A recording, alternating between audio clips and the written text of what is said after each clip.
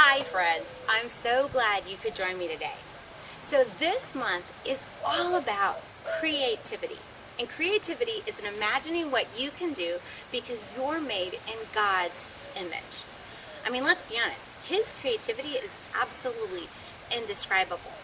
And we're going to talk about just how big it is. So today's story actually comes out of Genesis. It's the very first chapter. And this is how it starts. In the beginning, God created the heavens and the earth. Okay, before I jump ahead, we're just going to do it the way Genesis does, day by day. Okay? So we're going to pick up with verse 3. God said, "Let there be light." And there was light. God saw that the light was good. He separated the light from the darkness. God called the light day. He called the darkness night. There was evening and there was morning. It was day one. Then God said, "Let there be a huge space between the waters.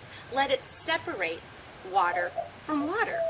God made the huge space between the waters. He separated the water that was under the space from the water that was above it. God called the huge space sky. And there was an evening and there was a morning. It was day 2. Okay, so far he's done light and dark and he's done sky and water. So day 3, actually, that's when the massive thing appears. Land, and with that land was ground. And then he talks about the plants. He goes on to say, "The land produced plants. Each kind of plant had its own kind of seeds. The land produced trees that had fruit with seeds in it. Each kind of tree had its own seeds. God saw that it was good, and there was evening, and there was morning. It was day 3. Okay, so now everything's taking shape, but God has more to do. God made 2 great lights. He made the larger light to rule over the day, and he made the smaller light to rule over the night. He also made the stars. God put the lights in the huge space of the sky to give light on the earth. He put them there to rule over day and the night. He put them there to separate light from darkness. So he's now done the sun, the moon, and the stars. And there was evening and there was morning. It was day 4. All right, let's check out what's next. God said, "Let the waters be filled with living things. Let birds fly above the earth across the huge space of the sky." So God created sea creatures. He created every living and moving thing that fills the water. He created every kind of bird that flies. And God saw that it was good. God blessed them. He said, "Have little ones and increase your numbers. Fill the water in the oceans. Let there be more and more birds on the earth." There was evening and there was morning. It was day 5. Okay, so now we have fish and birds. You all know we have way more animals than that. So God kept going to day 6. God made all kinds of wild animals. He made all kinds of livestock. He made all kinds of creatures that move along the ground. And God saw that it was good. See, God's creations now is really coming about and it's getting exciting. Plus a little noisy. I mean, animals are kind of noisy. But the best was yet to come on day 6. God created human beings in His own likeness. He created them to be like Himself. He created them as male and female. Okay, so we're still on day 6. And He decided to give the people some instruction. It says, God blessed them. He said to them, "Have children and increase your numbers. Fill the earth and bring it under your control. Rule over the fish in the waters and the birds in the air. Rule over every living creature that moves on the ground." God had done it.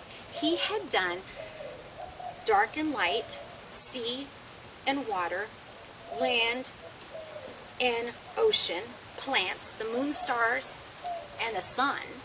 Then He did the fish, the birds, the animals, and then people.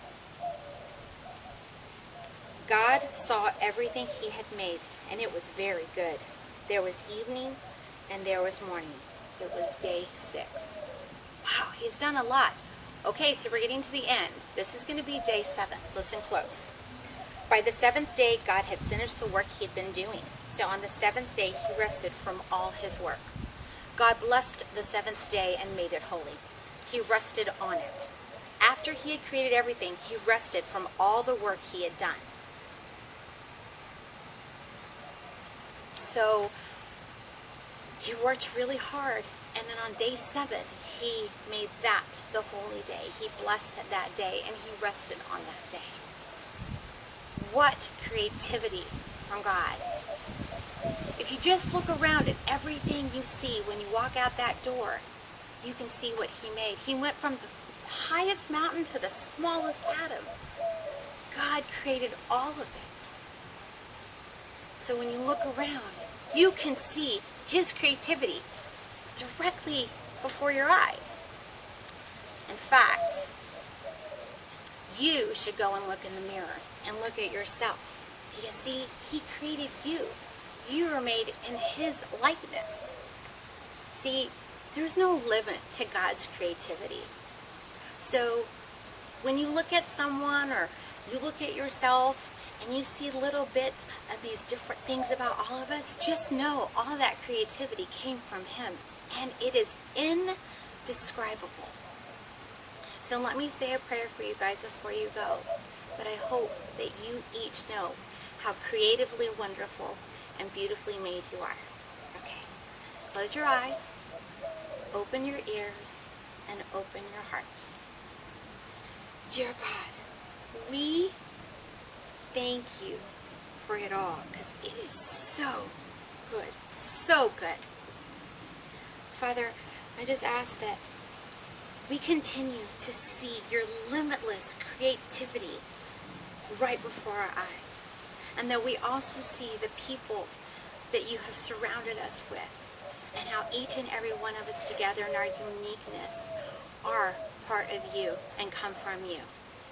We love you and we thank you in your son's name. We all pray. Amen. Okay, bye my friends. See you guys later.